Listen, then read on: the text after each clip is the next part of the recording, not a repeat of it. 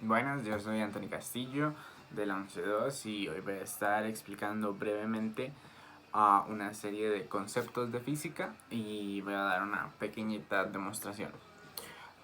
Comenzando por el concepto de magnetismo. El magnetismo es una propiedad que tienen ciertos metales o aleaciones de atraerse o repelerse entre sí. Esta propiedad se encuentra en los extremos de estos metales y son llamados polos. Estos son positivos o negativos. Y las reglas dicen que cuando los polos son iguales, estos se repelen, y cuando los polos son diferentes, estos se atraen.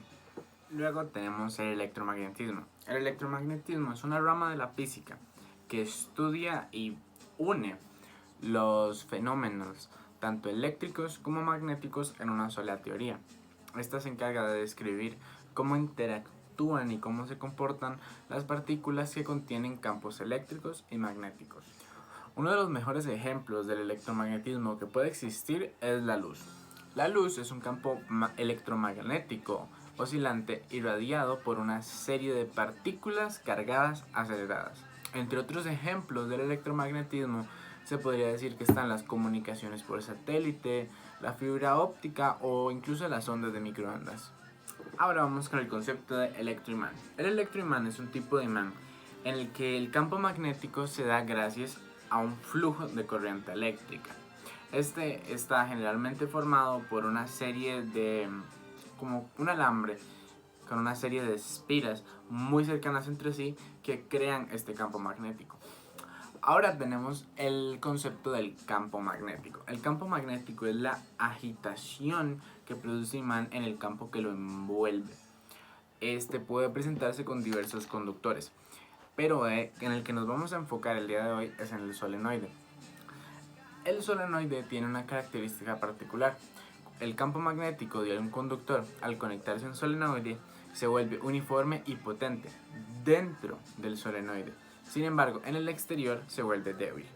Bueno, ahora vamos con la última parte, el experimento o representación de los conceptos que vimos hoy. Y eso lo vamos a hacer haciendo un electroimán. Para eso vamos a ocupar cinta aislante, un clavo por ahí de 3 pulgadas, alambre de cobre, una batería cuadrada y limaduras de hierro. En este caso yo lo que estoy usando son chinches. Bueno, ahora lo primero que debemos hacer es enrollar el cable de cobre, el alambre de cobre, alrededor del tornillo de esta manera, como en forma de espiras. Es muy importante que estas estén una al lado de otra, no debe quedar ninguna sobre otra, ya que de esta manera no funcionaría. Y preferiblemente deberían quedar bastante juntitas. Otra cosa muy importante es que para que funcione de manera correcta debemos dejar un espacio tanto al inicio como al final del clavo. Bueno, luego de tener el alambre bien enrollado alrededor del tornillo, lo que vamos a hacer es fijarnos en la parte superior de nuestra batería. Aquí tiene como un par de agujeros. Los sobrantes de alambre que debemos dejar del clavo, debemos meterlos en esos huecos para que hagan contacto. Bueno, corté una pequeña parte del video para agilizar el proceso, pero bueno, aquí ya vemos que los sobrantes del alambre, de las espiras, ya están en contacto con la parte interior de los agujeros de la batería. Entonces, cuando hagamos eso, la batería se va a empezar a calentar. Entonces, lo ideal para no tener que estar estar sosteniendo los contactos, es usar la cinta aislante para, como quien dice, sostener las pegas, por así decir, donde el alambre está en contacto con la batería y no tener que estarlo sosteniendo.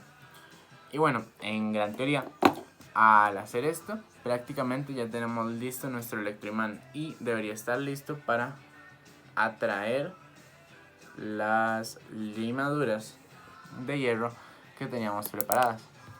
Entonces, básicamente, así es como va a funcionar nuestro electroimán. Obviamente, al ser una batería no va a ser muy potente, no vamos a levantar un carro, pero es una buena manera de representar los conceptos que mencioné antes. Bueno, ya habiendo armado nuestro electroimán y viendo que funciona, vamos a poder calcular el campo magnético del mismo. Esto se hace con una fórmula que dice que el campo magnético es igual a la constante de permeabilidad multiplicada por la cantidad de espiras multiplicado por la corriente eléctrica. Todo esto dividido entre la longitud del solenoide.